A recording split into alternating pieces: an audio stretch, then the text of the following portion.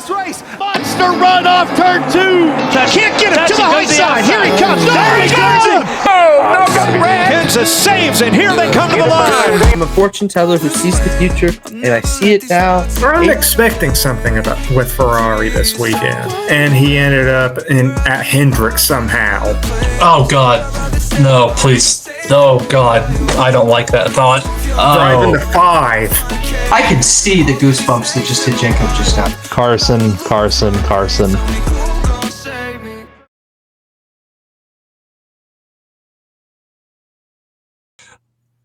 Going into our NASCAR segment, we're going to start talking about what happened last week with Watkins Glen. We're just going to briefly go over it. William Byron dominated last week at Watkins Glen. He led how many laps? Over half the race, I think. It was at least 50 laps. He led over 5. Correct. Thank you. I appreciate that. Always here for you, buddy. I appreciate it. So William Byron, dominant win last week at Watkins Glen. 5th win of the season. And his first on a road course. He's always been very good on road courses. Could have won a couple by now, specifically the Roval 2021. I was there for that race, so I would know. But this guy came out on top, even with alternator and battery issues. Yeah, that was an up and down day. I remember that. And it was a weird race at Watkins Glen last week. It was a short race time wise too. A lot of green flag running. With one caution, if I remember correctly. I think it might have been 2. Either way, it's a lot of green flag running. Yeah. So that wasn't a bad thing. I was thoroughly entertained throughout the race, and me and Mason, before we had issues, we briefly talked about it, and didn't you say you were pretty entertained with it? Oh yeah, I thought it was a very entertaining race. I thought there was when I look back on it, I think there was definitely some things that could have went differently, but ultimately I enjoyed Watkins Glen. I always enjoy Watkins Glen. It's rare that I don't.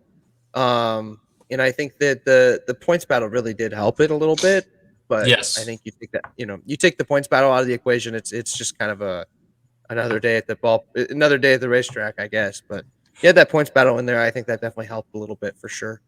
And so going back, you don't need stage breaks, at least on road courses. And so going back to William Byron leading however many so laps at Watkins Glen last week. He led 66 laps last week. So he led over 2/3 of the race. Told you it was over 5. Yeah, well, yeah, you're right. So it looked early that it was going to be another Michael McDowell show, which I would not have been opposed of. He did win the first stage, but had that was too bad. Yeah, they kind of stepped on their own foot right there. I was 2 penalties.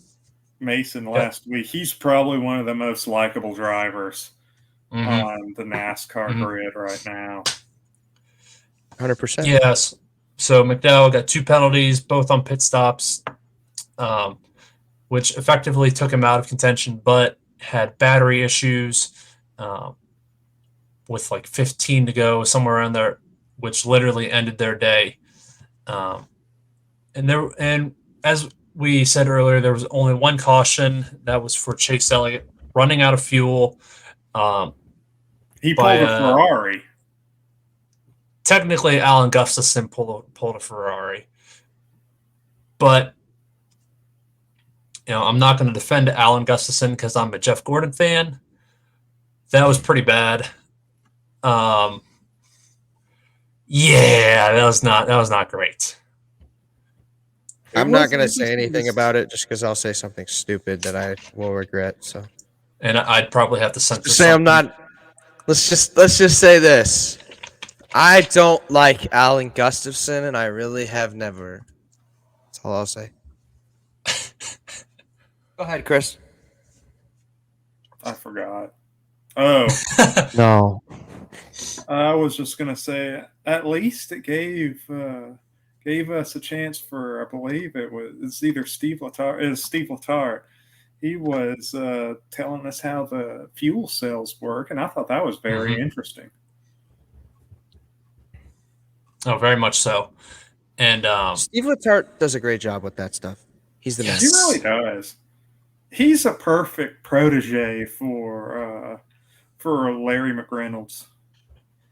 I love him in the booth. I always kind of have, and I think that he lays everything out in a way that I think makes sense, but it doesn't make you feel like you're stupid. Like he does it. It just is. He's perfect. He's like Larry Mack in a lot of ways, I would say. Very much so. And only difference is Larry's just got a lot of history behind him. That's it. Oh yeah. And he crew chiefed. When did he crew chief? Was it this past weekend? Yes, it was for Jordan Anderson. Larry? Yes, he did for the Xfinity race. Oh, I didn't know that. I thought he just did for that one race for Dale's grandson. Yeah. Well, Jordan's his son-in-law, so I'm pretty sure he felt more obligated to get back up on the pit box because Jordan's his son-in-law. So, well, there's also chemistry. You gotta you gotta have that in there too. So there's a little bit of that. It's like Brian Herta and Colton Herta. They're very good together, and they need to get back together. Either way, going back to Watkins Glen, domination for the 24 team, 5th win of the year. And like I said earlier, first on the road course for Byron, even more momentum going into the playoffs. And on Saturday, Sam Mayer won the Xfinity race in a hectic finish. Looked like it was going to be Sheldon Creed's time, but once again came up just so close for Creed. He will get there one day. Then again, I have been saying that the last 2 years for Sheldon, but Xfinity race always puts on a good product. And so I know we briefly discussed about this earlier. Are we still okay with no stage cautions at road courses? Love it. Okay. It just isn't a buzzkill. I mean, it shows you don't need a caution for a road course race to be entertaining. Okay. Yeah, I think just it once again it kind of allows things to naturally play out a little bit better because you're more so getting that, the crew chiefs aren't sitting there planning for like, all right, got a caution on lap 30, so we'll make sure we fit that. And like there's the game plan becomes a lot different. And guys, I think at that point you just lend yourself to drivers and crew chiefs trying to do more different strategies than everybody else. And that's where you get the races where you got 6 guys on one strategy, 14 on another, and 8 on another. And there's 3 different strategies going on. And so those sorts of races, those are created by these kind of races where we don't have stage cautions and things kind of run long. So as much as it wasn't a caution filled race, I still don't think we need to add the stage cautions. I think it went about as it could. One of the shortest races we've seen in a long, long time in NASCAR.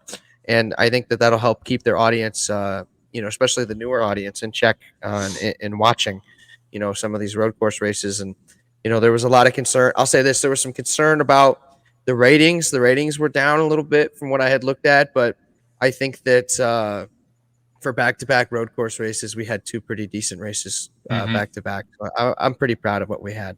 Now, was it Watkins Glen or was it the race before when they were talking about how they had to do F1 style strategies? I want to say it was. It might have been Watkins Glen, but either way, it was about as similar to an F1 race as you could get, I guess. Yeah, that opened the door without stage cautions. That opens the door for undercut, overcut strategies, and that's more interesting than stage cautions, which there really isn't much strategy there. I mean, so it's just, I don't know. It's iffy with me Do I mind the green flag racing as much as some? No. But is it nice to have that caution to reset the field every once in a while? Yeah. But is it also nice to see the strategy being played on road courses? Yes. Because that's how road courses used to be.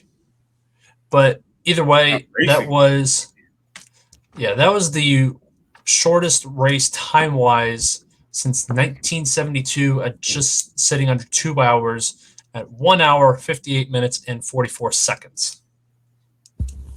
Absolutely crazy. That was a quick race. That's like an F1 race almost. Exactly.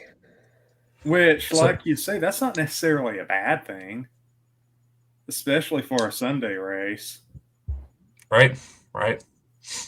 So, with Watkins Glen in the rearview mirror, let's talk about Daytona.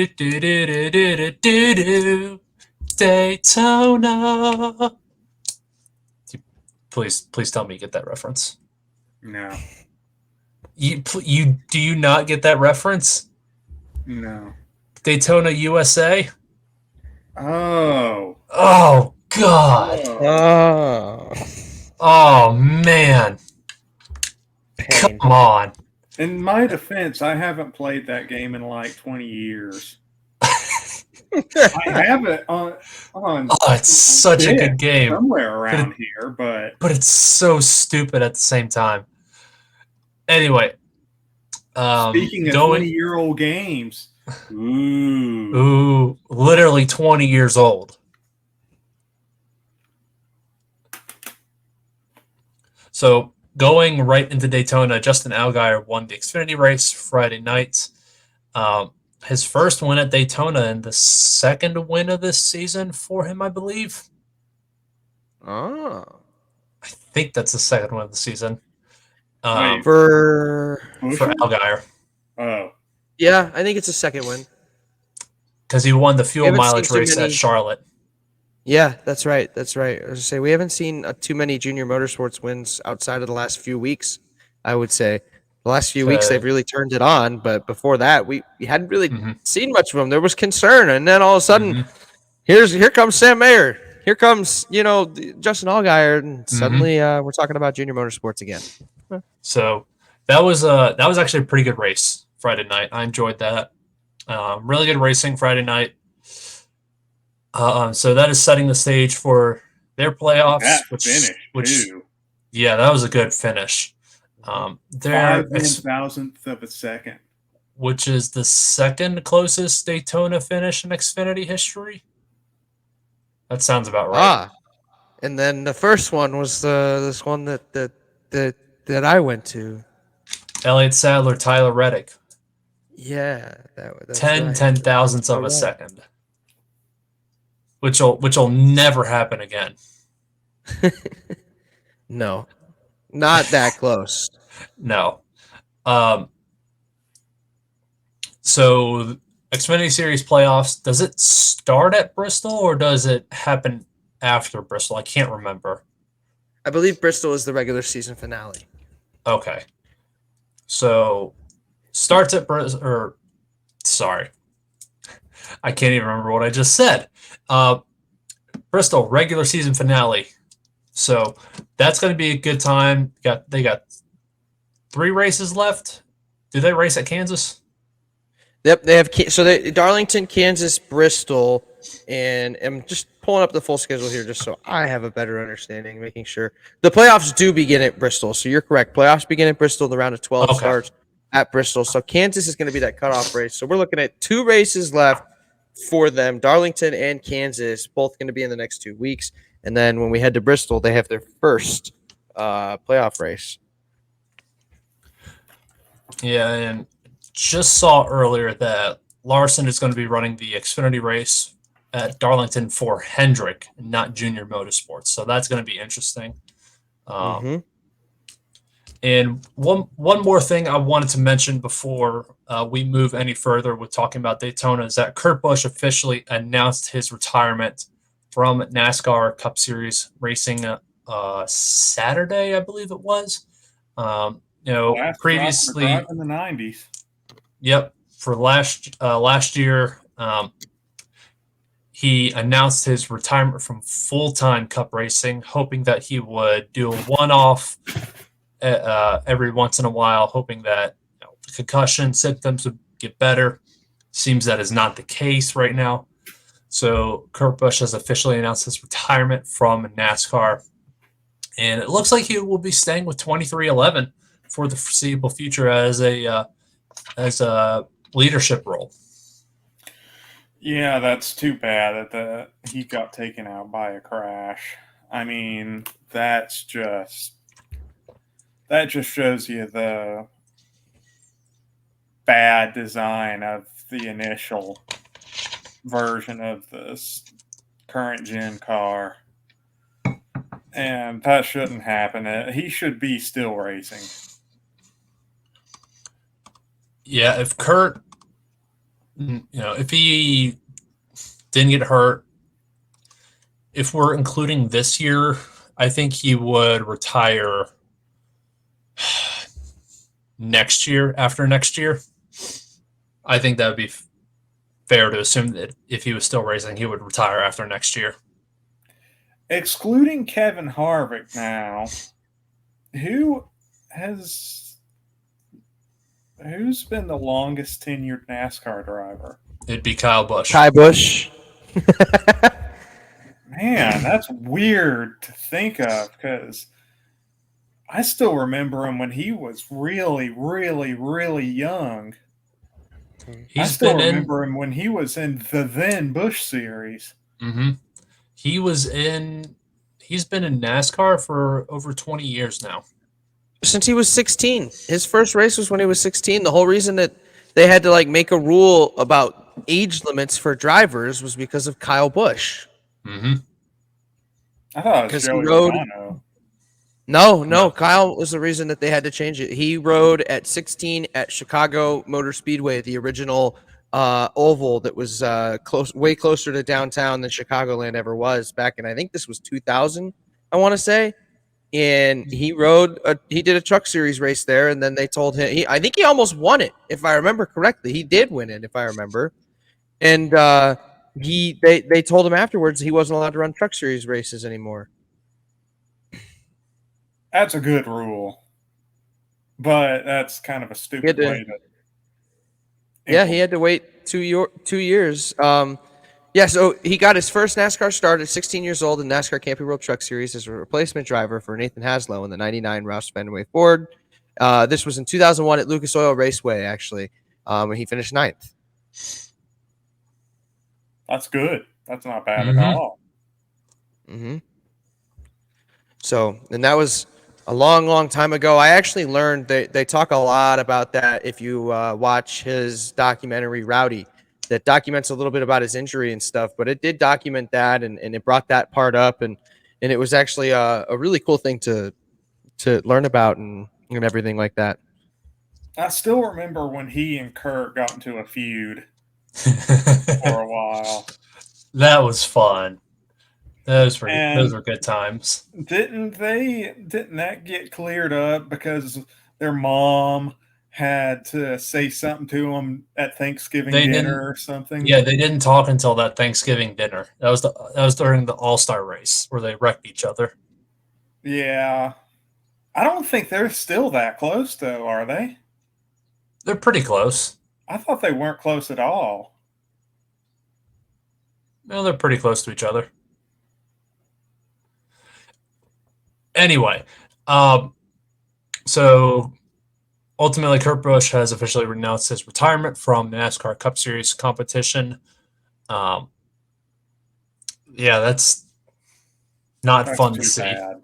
Yeah, and just unfortunate. I was never a big Kurt Busch fan, but that's too bad. Mm-hmm. I mean, when he mellowed out after he got out of the 51 for James Finch, he started growing on me when he was when he went to the 78 and the 41. He started growing on me, but not that much. But another champion gone. and it sucks. Okay. Before his time. Random thought on his brother while we were talking about this. I did a little bit more research on what I was talking about. And he did run a few races in 2001, and he did. One of them was at Chicago Motor Speedway, one of 2 races that were held at the racetrack in the Truck Series. So that other race, he finished 17th, because the reason I remember this so well is because I remember I actually sat down and watched the Chicago Motor Speedway race back in 2001. Busch ended up leading 17 laps, but there's some names in here that are interesting when you go back and rewatch it, right? You've got Ricky Hendrick, Brendan Gaughan, Jack Sprague, Ted Musgrave, Terry Cook, Travis Quapple led 7 laps in this race. Scott Riggs won the race. So just a lot of names that you would come to hear a lot more about later on. Some other people that were in that race as well. Matt Crafton was in it. Willie T. Ribbs. There was a man named Eric Jones in that race as well. Morgan Shepherd, and as well as Coy Gibbs. So if it puts it into perspective how long the Busch brothers have been in racing, it's been a very, very, very long time. So losing Kurt in the Cup Series really, really hurts. And I think that Kyle's going to have to live on that legacy of the Busch brothers. And I think it'll be exciting, because I'm excited to see what Brexton does someday, and what the future of the Bushes look like, because the Bushes could definitely be the next big family name that we see, generations of here in NASCAR. Well, if he goes into NASCAR, because he tends to like F1 from what I see. That's Keelan. That's Keelan. You're thinking of the wrong child. Yeah, that's Kevin Harvick's son. Okay. Well, it's funny that mention about legacy names in NASCAR, because have you guys watched the Dirt documentary that was on FS1 a couple months ago? I've been meaning to, but I never got around to seeing it. So, it's a great documentary. I just finished up the last part maybe about a week or so ago, and they were talking about Larson's 2 children, Owen and Audrey. They have me thinking now that Audrey's going to be the race car driver in the family now, because Owen enjoys it, but he enjoys playing baseball a little more. But Audrey always wants to do what her brother and dad is doing. Does she have talent? Well, I don't know how old she is, but she has run a couple practice sessions and micros and stuff like that, and we'll see. We'll see a couple years down the road if she can do it. But I think if there's one child of Kyle Larson to carry on the Larson name, it'd be Audrey. But yeah, I don't know. Purely speculation. Let's keep going on with Daytona right now. Chris Buescher, Cup race, won the Cup race Saturday night. Only led 2 laps. Out of nowhere. Exactly. That's plate racing for you. He's getting where he reminds me of Kevin Harvick. Well, and that's the thing. Harvick was up there for a good while Saturday nights. That's why he didn't win. He didn't come out of nowhere. Exactly. And reminder, Kevin Harvick only has 10 races left in his career. That's going to hurt with his last race. So I'll be there live and in person. I think maybe he wins. I think maybe he wins Phoenix. I really do hope he does before it's all said and done. I guarantee you, if it's gonna happen, the storyline will be perfect. He wins. He's gonna win Phoenix. And Dale Sr., I think he would be very proud of Kevin Harvick. Oh, yeah. The legacy he's taken on after he filled his seat and when he began. So, yeah, Buescher, Cup Series win, 3rd win in the last 5 races. 4 of those last 5 races have been won by Ford. Roush is coming back. I promise you, Keselowski will be in victory lane maybe in the playoffs. I don't know. Maybe at Bristol. But we will see when we get there. Chris Buescher winning is not the big headline from Daytona. Yeah. Ryan Preece. Yeah, Ryan Preece. If you guys don't know. Blaney. Yeah, and Blaney. Ryan Preece. Probably the worst wreck I've ever seen, at least in the last 10 years. Just a horrific wreck Saturday night with 5 to go. A push gone wrong on the back straightaway from Eric Jones. The car got lifted into the air and barrel rolled at least 12 times. Did a backflip. Just everything that could go wrong did go wrong. So I want to ask you guys something that I've been thinking about. I know my opinion on this, but I want to know what you guys think about this. Do you guys think that the diffuser helped the car get in the air on Saturday night? Yeah, I think that was the main thing that really made it lift. It created all that lift. I'm no aerodynamicist or engineer or anything like that, but that's the first time in probably 15 years that we've seen a blowover like that. And at least since the car tomorrow, and that was because of the wing. Exactly. That's exactly what I was thinking of, because the wing helped lift cars in the air if they were spinning from the rear. So yeah, maybe you think they'd be better off taking the diffuser off? Yes, because not only will it stop getting cars in the air, we saw it last year with Harrison Burton at the 500 last year, but it'll also improve the racing on short tracks and road courses. Honestly, I don't know about that part of it. I genuinely just don't know about how the diffuser affects the aerodynamics of the racing, but just in terms of the crashes, yeah, it definitely was a major reason why the thing lifted like it did. I mean, playing devil's advocate here, I sat down and rewatched the wreck quite a few times yesterday, and from my perspective, the car. Excuse me, sorry. The car, when it turns, first off, in racing itself, when the car is sideways that fast, we're usually going to see every roof flap deploys, right? The thing wants to lift off the ground.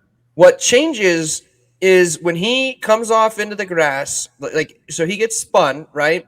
And immediately he goes off and he hits a small patch of grass. And as he's coming off that grass, heading back onto the pavement again, it's almost like the pavement acts as a ramp.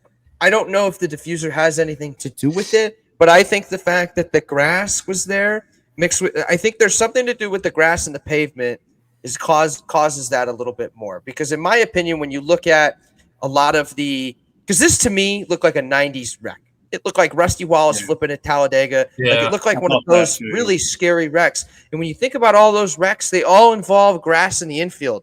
Talladega went to the concrete infield, and we still see flips, but we haven't seen anything of the likes of this, And so I feel like a lot of these wrecks that we've seen, there's grass somewhere in the vicinity there. And I don't know. I'm no scientist, so I can't sit here and say that I know exactly how the air changes when they get to the grass versus the concrete. But I do know that grass, holds energy in. Who knows? I think the grass has something to do with it, and I don't necessarily think that having grass back there is helping, or it's not doing any favors for the car for sure. I noticed that too, but I was thinking it was more of the bus stop and sports car track that really caused it, because it came off the grass and then the pavement kind of lifted it up a little bit. Then the wind got under the diffuser, and And that's the thing too is you can claim that the diffuser had a part in it, but all it took was like it having just the slightest amount of elevation for the air to hit underneath it just right. And so it's possible that once the air hits underneath it, that definitely didn't help things. But even either way, this thing was gonna flip wildly if that air was gonna come underneath it, whether that diffuser was there or not. Would it have happened to the Xfinity Series car? I don't think it would have been as violent, but I still think don't there think would have been so. a flip. I don't think it would have happened in a Gen 6 car. Or even maybe what's Gen 5 car, the car tomorrow? The old car tomorrow, maybe. The new car tomorrow, no, not as violent. But yeah, I mean, that was like a wreck that we would see in the 80s, 90s, and early 2000s. And I haven't seen a wreck like that aside from the wing and from the car tomorrow in about 15 years. And the wing was a little bit different. But I mostly blame the diffuser. The thing about the diffuser is that you got to remember that it's flat on the bottom of the car. And it's not like the old Gen 6 car where you had all the parts and pieces were exposed. So when it was going to catch the air with the flat bottom, I don't know how to really word this, but it was going to catch it at the wrong angle either way because the bottom is flat. Yeah. It's such a weird flip because A, we haven't seen it in 30 years, and B, it wouldn't have happened with the Gen 6 car. At least to that extent. To your point, when you watch from the side angle, right? Because I'm watching it as we talk about it, but when you watch from the side angle, it certainly does lift up. Like I said, where you hit the pavement, it lifts up.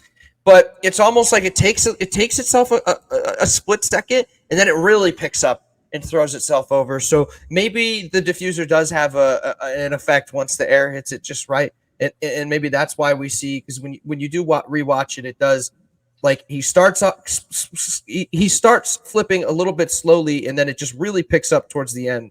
So maybe that definitely had something to do with it. I think just the way the car bounced as well. The first bounce that he took was right off of the windshield, and so that probably didn't help anything with getting it, to pick up speed. And keep in mind, he smacked the ground with the windshield while still probably going 150 miles an hour. So that was probably didn't help anything either. There was so much speed to it, I will say this though, it's better that the grass was there and that happened, because the grass, it's better to hit the grass, smack the grass, than it is smack the concrete or asphalt.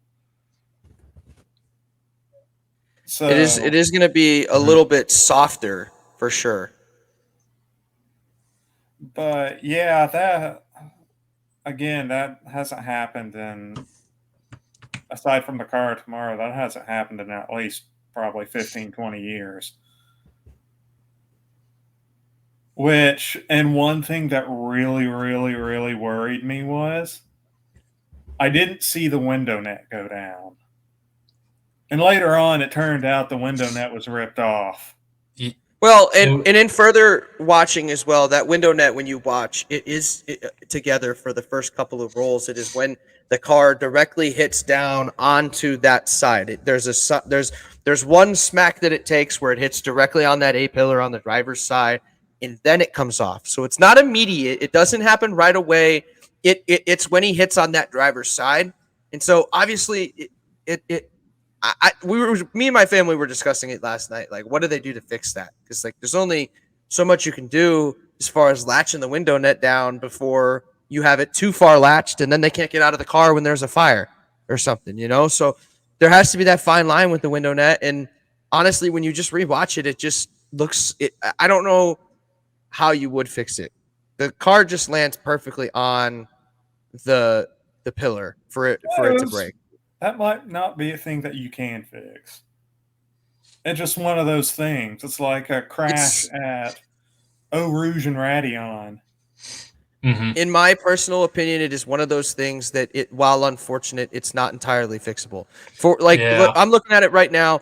So when he hits the ground, flips onto his roof, and then even when he comes back, he hits on his roof and then flips back over the other way.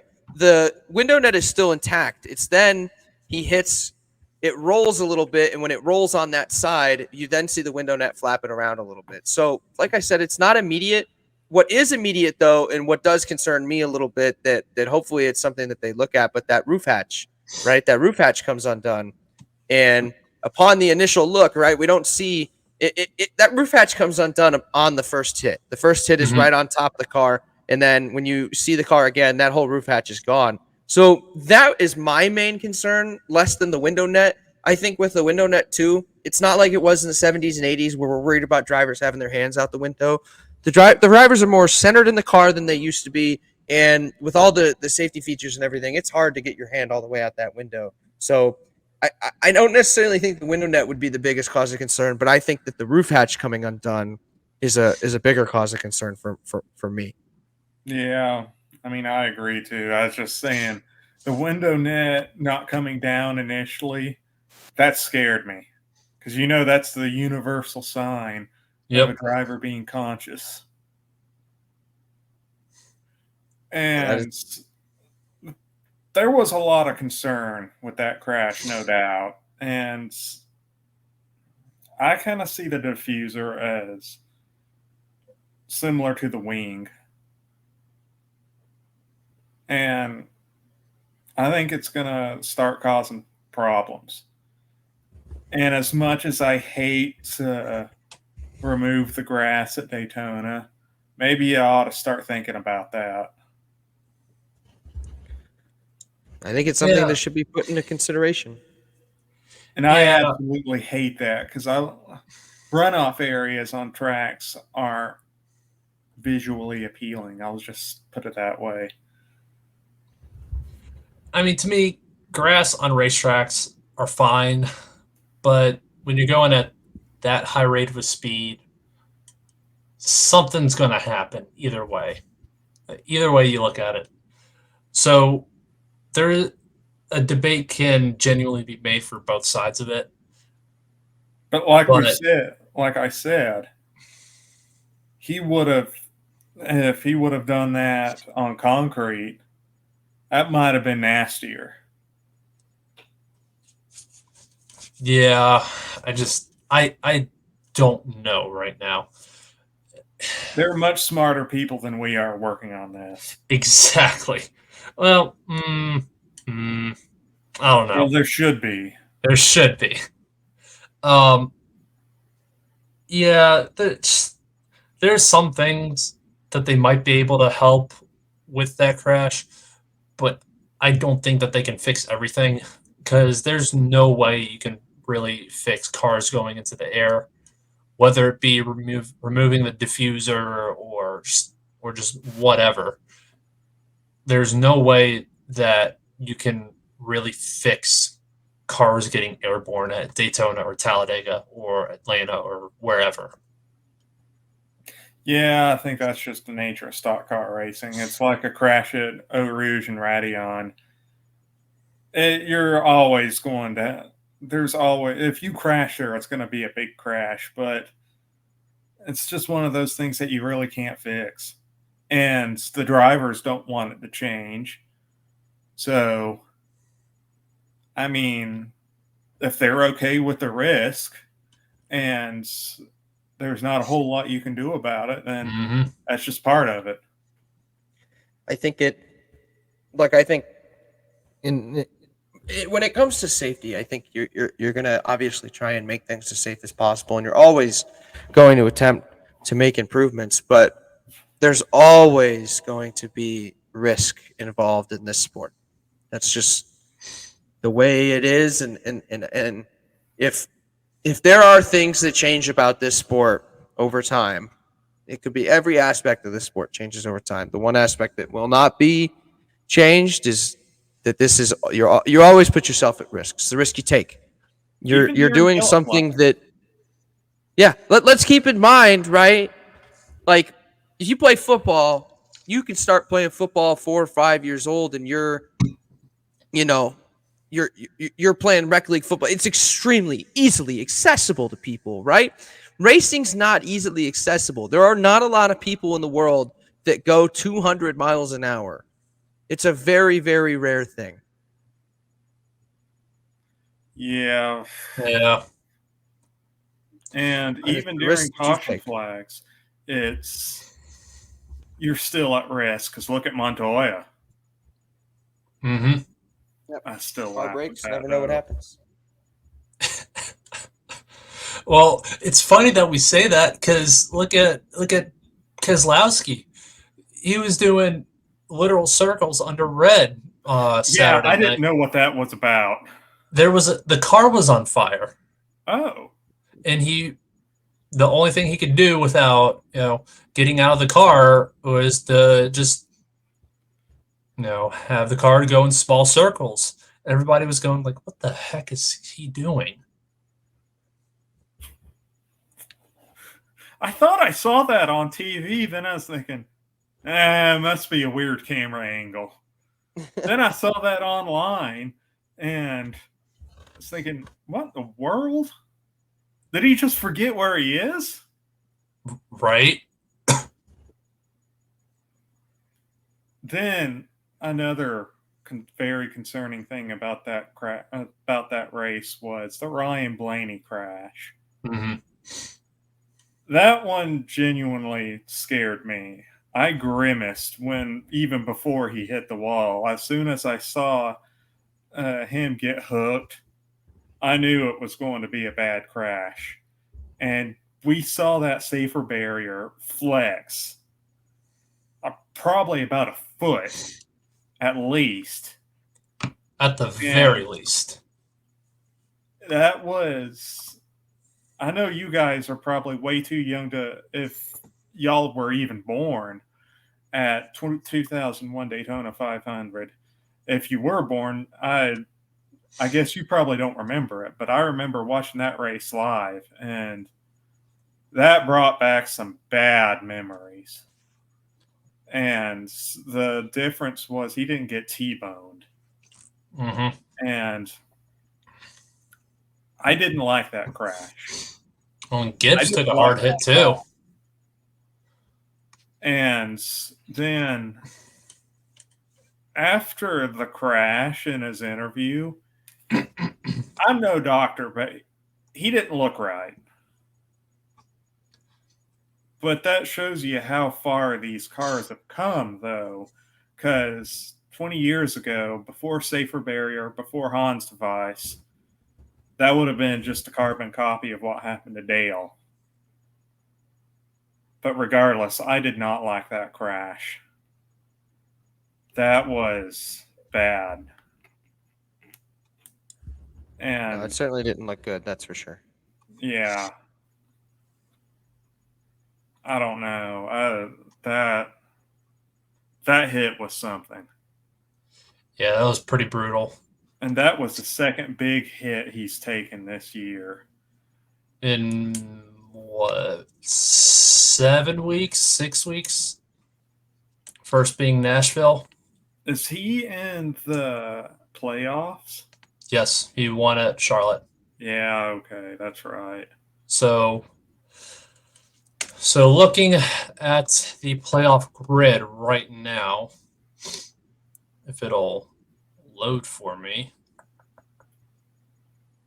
So looking at the full playoff grid, we have William Byron, Martin Truex Jr., Denny Hamlin, Chris Buescher, Kyle Busch, Kyle Larson, Christopher Bell, Ross Chastain, Brad Keselowski, Tyler Reddick, Joey Logano, and Ryan Blaney. Those are your top 12 drivers. In the drivers that are below the cut line, Michael McDowell, Ricky Stenhouse Jr., Kevin Harvick, and Bubba Wallace. Guys, who are your first four to be eliminated from the playoffs?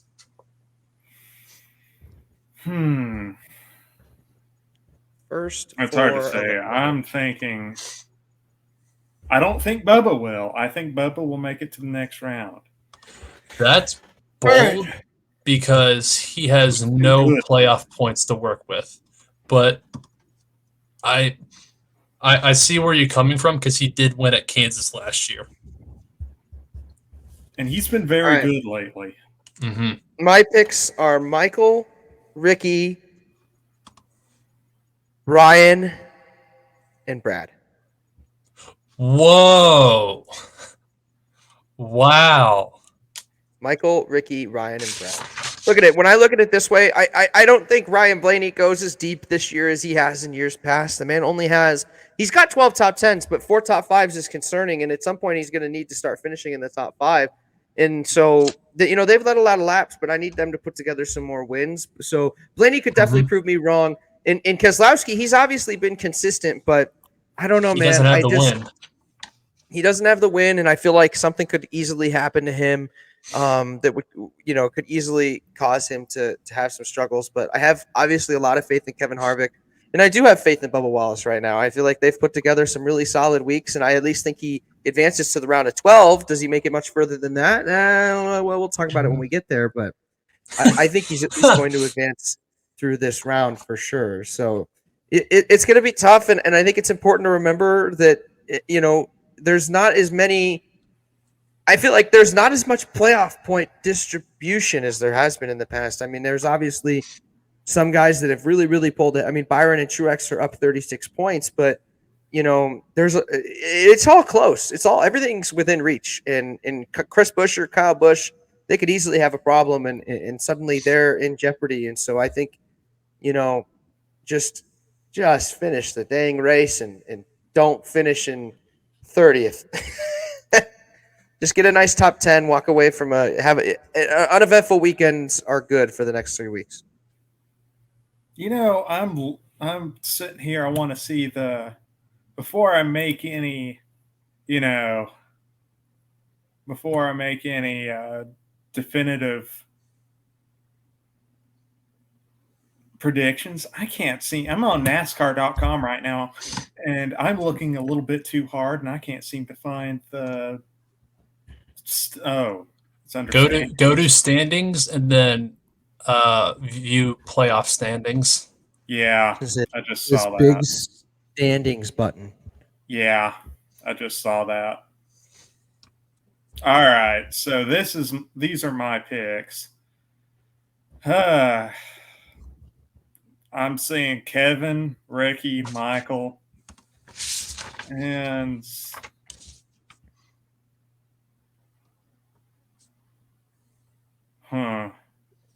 Yeah.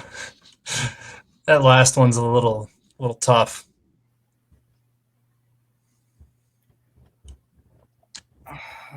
I'm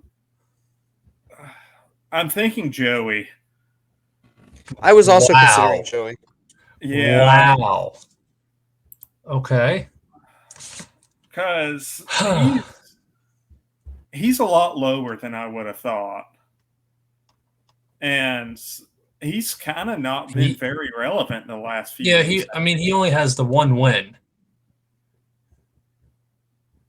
So recall them even talking about him very much in the last several races. Mm-hmm. So I think Bubba makes it. Okay, you guys think that Bubba makes it? I don't. As much as I think he could actually go win at Kansas, I don't think he will. So I'm going to pick Bubba, Kevin, I'm going to pick Stenhouse, and then my last one, I'm going to pick Blaney. I think McDowell gets through. Now, has there been any sort of thing saying that Blaney won't race next week? No. Okay. He'll be in there. Because he looked awful loopy. That was a big hit. Yeah. So those are our first Cup Series playoff round predictions. Going to Sunday, Truck Series. Grant Enfinger with the win at Milwaukee. It's actually a pretty good race. I heard good things. Heard he was able to get it done in the last 20 laps or so to get the win done. I saw just the final few laps of that race, but definitely, I'll say it's loving the Truck Series schedule at this kind of portion of the year. They've kind of been just it just feels so classic Truck Series the last few weeks. Like we've seen them. They went to North Wilkesboro earlier in the year, and then obviously they had Worldwide Technology, follow it up with Nashville, then they went to Mid-Ohio, and then they went to Lucas Oil Raceway, and then Milwaukee Miles. So, I'm loving the Truck Series schedule this year. I think that they've really added some of the character back into that schedule that was lacking the last couple of years. Cup Series is lacking it a lot, in my opinion. Right. No comment. No comment on that. So going back to the Truck Series, Enfinger, Ty Majeski, Corey Heim, Christian Eckes, Hocevar, and Zane Smith are all locked in on either a win or points for the first round. So Matt Crafton and Nick Sanchez are the two drivers that are above the cut line right now.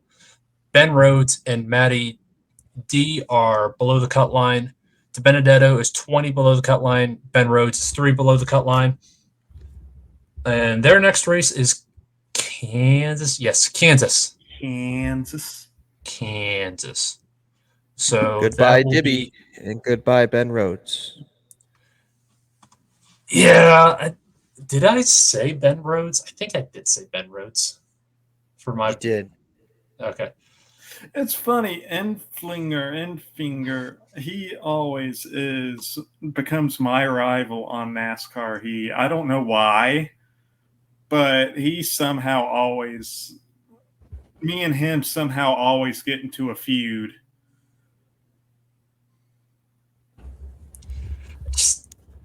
I don't know. So going back to Cup Series side of things and the Xfinity Series, Darlington next weekend. Who do you think is going to win on Sunday, the Southern 500? Your 2000 and who won last year? Eric Jones won last year. That's right.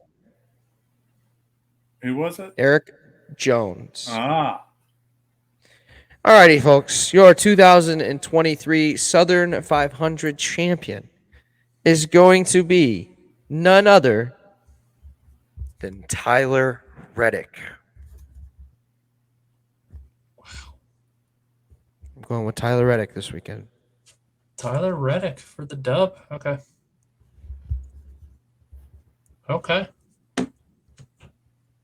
You know, I really want to say Chris Buescher.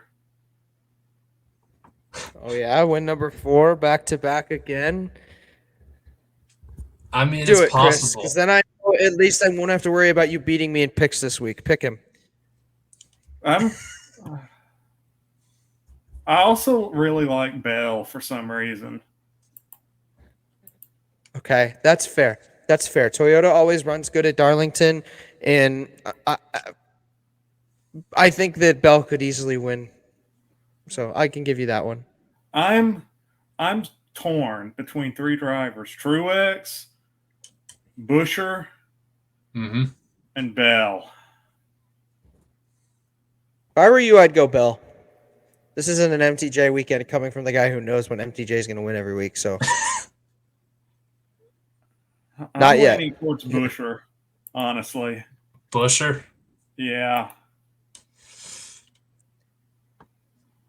Well, all right, Jacob. Well, who are you picking? We know we won't have to worry about. We know we won't have to worry about.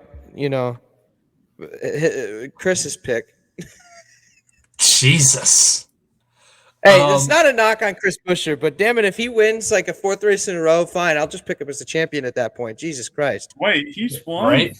Or not 4 races in a row. Not 4 races in a row. I'm sorry, but like a second time winning 2 races in a row, which is 4 races on the year. If he does that, I'll pick him to win the championship at that point. My pick to win a championship is Martin Truex. I think that's everybody's pick at this rate. Yeah. Oh man, this Darlington. Joey Logano. Why not? Wow, Joey Logano. I All right. don't like to pick him. You know what? On second thought, you really sold me on the Toyotas. Going with Bell. Oh my god! Gotta really rewrite over change my it now. notes. No, you don't get to change it now. Are you going to say I'm not allowed to change it? No, I'm just kidding. You can change it. I don't really care. That's your one-time use.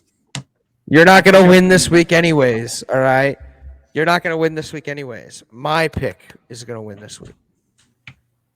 It's And you're gonna because be my salty about it on eyes kept Sunday. going to Christopher Bell when I was looking at the standings. I like Bell this weekend. I really do. I don't think he's going to have a bad weekend. And shoot, didn't Eric Jones? Eric Jones is a two-time Southern 500 winner, right? Didn't he win the Southern 500 in that 20 car a few short years ago? 2019. I forgot he was in the 20 car. Exactly. And many people would make the argument that C-Bell is better than Eric Jones. So you've got a good shot. I mean, C-Bell could easily win this weekend. I'm not going to be in any sort of shocked, state if Christopher Bell is doing burnouts at the end of it on Sunday night. Would you with what's his name, Christopher Buescher? Yes, only because I and it's not a knock on Chris Buescher. He's been wonderful this year, but he's already won back-to-back races. Yeah, it's a law of averages thing. He's won back-to-back races once this year. You're expecting him to do it again. And not only are you expecting him to do it again, but you're expecting him to win for a fourth time, which, I mean, at least this week it was Daytona, so there's more reason behind it. If he had won at, say, Kansas, then maybe we're talking a little bit differently. But he won at Daytona, so, it's going to be difficult for him to go out there and win. And really, if there's any RFK car that wins next, I feel like we're just knocking on the door, waiting for Brad Keselowski to freaking enter victory lane. It's going to happen. I feel like he's the next RFK car to win, if anything. And maybe, if anything, Brad Keselowski is the Southern 500 champion. I don't know. I only didn't pick him because 5 minutes ago I just said he wasn't going to make the next round of the damn playoffs. So I really don't want to back myself into some weird corners here. But I if anybody's going to win another race, I think it's going to be Brad for RFK. I was honestly thinking Brad too, but I just like Christopher Bell and Buescher a little bit more for this week. But Bell is my pick. So make sure you have your fantasy lineup set for us too. Yeah. How do we do in fantasy this week, fellas?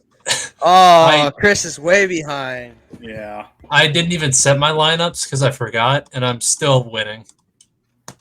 I think you are. I think I set only 3 drivers, and I'm pretty sure all of them did pretty poor. So for those of you that don't know, for our viewers, we did start doing our own fantasy league. Obviously, there's not a ton of races left in the season, but when next year rolls around, we're going to do it all year long. We're going to talk so much smack, and specifically, I'm excited to beat these guys next year. I think Jacob's going to get us. Y'all are the Vroomers are about to kick y'all's butts. All right. Something tells me Austin Dillon might win a race before the year's over. That's when Mason will eat chalk live on stream. Speaking of eating chalk, so y'all ready for my really spicy take? Uh-oh.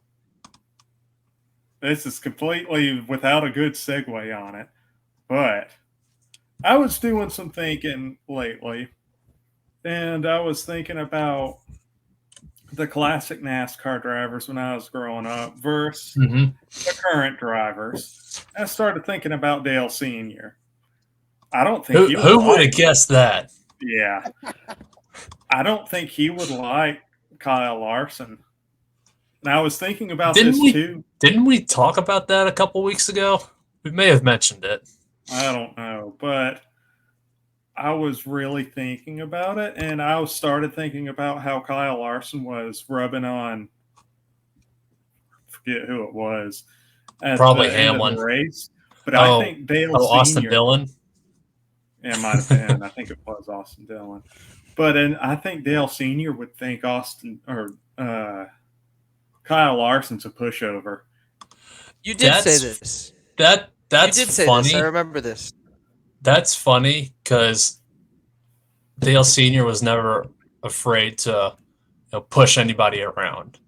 Whenever Larson pushes anybody around, which only happens one in a blue moon, the world's getting ready to explode. And I don't think he likes wearing the black hat. I don't think he likes being the villain. Oh, he doesn't, because he wants to race people with respect, and much like going back to Pocono with Hamlin, Hamlin wants to race that way. He's going to start racing that way, but it's not going to last the rest of the season, and hopefully by this time that this part goes up, my pre-playoff championship 4 article goes up. I think I mentioned this in the article, but my championship 4 predictions are, who did I say? I said Kyle Busch, Hamlin, Truex, and William Byron. So I've got 2 different drivers compared to my preseason championship 4 predictions, and those are Hamlin and Truex. If Hamlin has to make it to Phoenix, Larson's going to make it hard on him, even if Larson's eliminated in the round of 12. Yeah, he has no reason to race him cleanly. Although, at the same time, just in terms of it being old time NASCAR, what Denny Hamlin did, it was legitimate. Was it dirty? Yes. Yes. But was it legit? Yes. And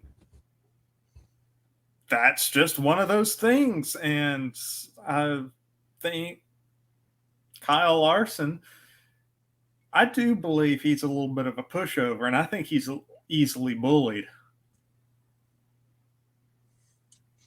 And I think because he doesn't want to do anything back. The same way.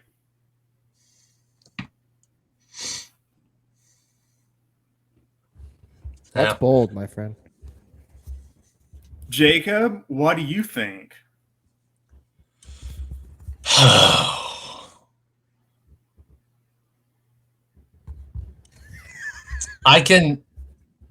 If I say what I want to, I'm going to have to censor myself. But I'm not. No, seriously. So like I said, Larson wants to between being clean, yes, and being a pushover. Yep.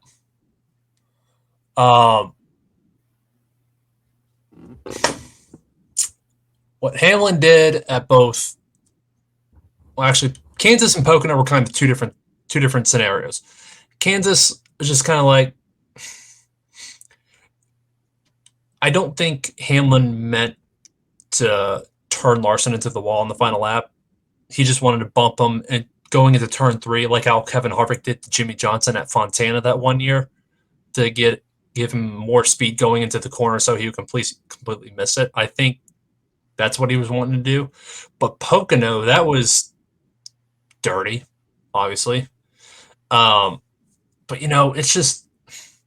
it's hard to say because we're comparing two different generations of NASCAR with this conversation. So it's hard to say. And I will say that Dale's been gone for a long time now. And Kyle Larson he's been compared as the next Jeff Gordon. Do I think he'll win as many races as Jeff Gordon? No. Do I think he'll win as many championships as Jeff Gordon? That possibility is there. He races so similar to Jeff Gordon. That's why I think it would rub Dale Sr. in the wrong way. Well, Jeff Gordon, he got a little bit of snarl there towards the end, which those last few years. But Kyle Larson, I think, really needs that snarl in him. And I'm not saying he should start being dirty, but I'm saying You want him to have a little fight in the dog. You know what I'm saying? yeah. And I'm saying there's nothing wrong with a little bit of rubbing and bumping. That's not dirty. Now, putting a guy in the wall is dirty, but like I said, there's a difference between being clean and being respectful, and then just being a pushover. And I think he's been a little bit of a pushover, because I think of what happened with Bubba Wallace at Vegas last year. Yeah, and that legit made me mad. Yeah, and I'm not a big Kyle Larson fan, but Bubba should have been parked for that. And he was. Yeah. Aside from that, though, he should have been a lot more angry than he really was. And I think, because if you remember during the interviews, he was saying, pretty much saying, well, that happened, blah, blah, blah, and that's just one of those things. He wasn't really all that angry about it or anything, which he should have been. I'm not saying he should go on a tangent on live TV, but I'm just saying he should have shown a little backbone there. Right. Because he did kind of get handled a little bit by Bubba. Well, and that's the thing, is that Bubba's always kind of had a hothead to himself. I will say this. I think there's a legitimate reason for this. It's because he gets booed at every track he goes to. And that's unwarranted. I think that's disgusting, but that's a different conversation.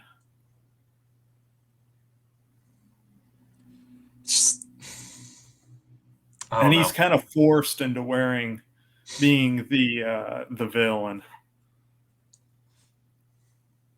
And I think Kyle Larson needs to be prepared to be the villain, and I think he needs kind of like Ross. Ross is a bit of an extreme there, but because Ross is a lot like Dale Sr. in a way, but he does need to maybe show a little bit more backbone there. Stand up for himself. You know what I'm saying? Mm-hmm. Yep. No, and I completely agree. And Mason, what do you think? I don't have much of an opinion on this. I don't have much of one, to be honest with you. It's like I think Kyle's just gonna be Kyle. I don't got much to say. I don't know.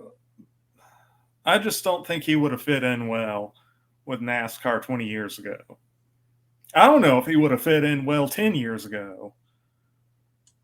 I mean, he was there 10 years ago. Well, I mean, like now. You know, I'm like established. I don't know if he would have fit in there 10 years ago, 10, 15 years ago. I think he would have been bullied. Oh, I mean, yeah. But they do have some good, cheap stuff like this on there. And I'm thinking about going on another website, kind of a competitor to Temu, and getting me a Fernando Alonso Aston Martin. Ooh, do it. Do it so we can compare the two websites for our diecast purchasers. And I also have a whole bunch of stuff that I got at thrift stores, but it's a mess and I can't really show it off. But Jacob, you would really appreciate it. Oh, I'd probably like it. And then I got some more of what I collected when I was a kid. But anyways, yeah. I knew y'all would enjoy this. But yeah, Very, I think very that just nice. about does it for me. And you know how much this was? Like $12. No way. Yeah. Actually, way. this one was more expensive. Wow. But yeah, anyways, I thought I'd show that off before the show's over. Speaking of diecast, hold on. Give me 1 second. This is going to be its own segment.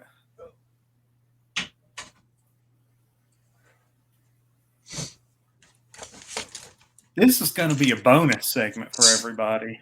So I got this in the mail last week. It was the Homestead car. Yeah, I saw your video on that. Yeah, I like it. So it's the Elite that take the screws out from the diffuser, comes off, shows the whole underbody like a Gen 6 car. Oh, that's detailed. So not as much as they used to be. But how much did still, it cost you? I got a coupon for it for my birthday, so it was like 120 somewhere around there. Good Lord. Yeah, and the 2023 cars are going to be 140, including shipping. Yeah, that's obscene. Yeah, it's not great right now. Very expensive. The confetti on it makes it look like it's sprinkles. They put sprinkles. I know, right?